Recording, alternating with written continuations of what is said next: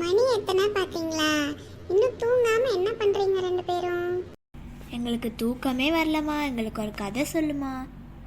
ஆமாம்மா, ப்ளீஸ்மா கதை சொல்லுமா. ஓகே, என்ன கதை சொல்லலாம்?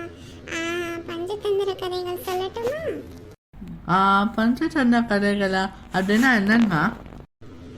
அதாவது பஞ்சதந்திர கதைகள்னா அந்த கதையில இருந்து நமக்கு ஒரு கருத்தை சொல்லுவாங்க, அதுதான் பஞ்சதந்திர கதைகள்.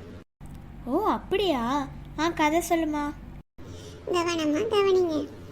ஒரு நகரத்துல மிடாஸ்னு ஒரு சக்தி வாய்ந்த அரசர் இருந்தாரு. அவருக்கு சக்தியை விட பேராசையே ரொம்ப அதிகமா இருந்துச்சு. அவர் தனது ராஜ்யத்தை சுற்றியுள்ள நாடுகள் எல்லாத்துலயும் கொள்ளையடிச்சு அதுல வர்ற காசெல்லாம் வச்சு பேராசையோட வாழ்ந்து வந்தார்.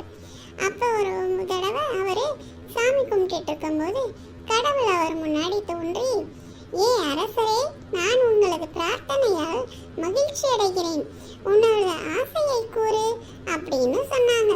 உடனே பேராசை கொண்ட அரசனும், ரொம்ப நன்றி தெய்வமே, நான் என்ன கேட்கறது அப்படின்னு யோசிச்சு, நான் எதை தொட்டாலும் அது தங்கமா மாறணும் அப்படின்னு ஒரு வரத்தை கேட்டாங்க.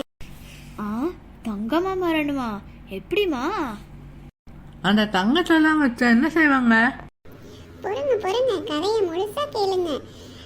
தெய்வம் அப்படி வரம் கொடுத்த உடனே ரொம்ப சந்தோஷமா அரசர் அரண்மனைக்கு திரும்பினாரு. ஆனா அவருக்கு தெரியல அந்த சந்தோஷம் ரொம்ப நாளைக்கு இருக்க போறதில்ல அப்படின்னு. போன உடனே அவர் டெஸ்ட் பண்ண நினைச்சாரு. உடனே என்ன பண்ணாருன்னா, ஒரு தூணை போய் தொட்டாரு. அந்த தூணை தொட்ட உடனே அந்த தூணும் தங்கமா மாறிடுச்சு. என்னது, தூணு தங்கமா மாறிடுச்சா? ஆமா, அப்புறம் அரண்மனை முழுசும் தங்கமா மாறிடுச்சு. அன்னையில இருந்து அவர் எதை தொட்டாலும் தங்கமா மாறிச்சு. இந்த வரத்தினால முதல்ல ரொம்ப சந்தோஷப்பட்ட அரசன் நாளாக ரொம்ப வருத்தப்பட ஆரம்பிச்சுட்டான். ஏமா, அரசர் கேட்ட வரத்தை தான் தெய்வம் கொடுத்துட்டாங்கல்ல, அப்புறம் ஏன் கவலைப்படுறாங்க? அரசர் என்ன வரம் கேட்டாரு? தொட்டதெல்லாம் தங்கமா மாறணும் தானே கேட்டாரு. அப்ப அவர் சாப்பாடை தொட்டா சாப்பாடும் தங்கமா மாறிடுச்சு. தண்ணி குடிக்கலான்னு தண்ணியை தொட்டா தண்ணியும் தங்கமா மாறிடுச்சு. அவரை எதையுமே சாப்பிட முடியல அவரால்.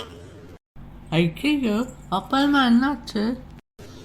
ரொம்ப சோகமா இருக்கும்போது ஒரு நாள் அவரோட பொண்ணு வேகமா ஓடி அப்பா அப்படின்னு அவரை கட்டி பிடிச்சு. உடனே அந்த பொண்ணும் தங்கமா மாறிட்டா. அச்சச்சோ! உடனே அரசரு தன்னோட பேராசைய நினைச்சு ரொம்ப அழ தொடங்கினாரு. அழுதுகிட்டே இருந்தாரு. அப்ப திருப்பியும் தெய்வம் அவர் முன்னாடி தோன்றி, என்ன அரசரே, உனக்கு சந்தோஷமா நான் கொடுத்த வரத்தை நினைச்சு அப்படின்னு சொல்லி கேட்டாங்க. அந்த காசு என்னமா சொன்னாரு? அரசரு அழுதுகிட்டே, என்னைய கேலி செஞ்சு தயவு செஞ்சு துன்புறுத்தாதீங்க கடவுளே, எனக்கு இந்த சக்தியே வேண்டாம், நான் சாதாரண மனுஷனாவே இருந்துட்டு போறேன், இந்த என்னையோட என்னோட பேராசை மொத்தமும் அழிஞ்சிடுச்சு அப்படின்னு சொன்னாரு அரசர். திருந்திட்டாரா அப்பனா? ஆமா, உடனே தெய்வமும் அவர்கிட்ட இருந்த சக்தியை எடுத்துக்கிட்டு, இனிமேல் நீ நல்ல மனுஷனா இருப்ப அப்படின்னு சொல்லி ஆசீர்வதிச்சுட்டு மறைஞ்சிட்டாங்க.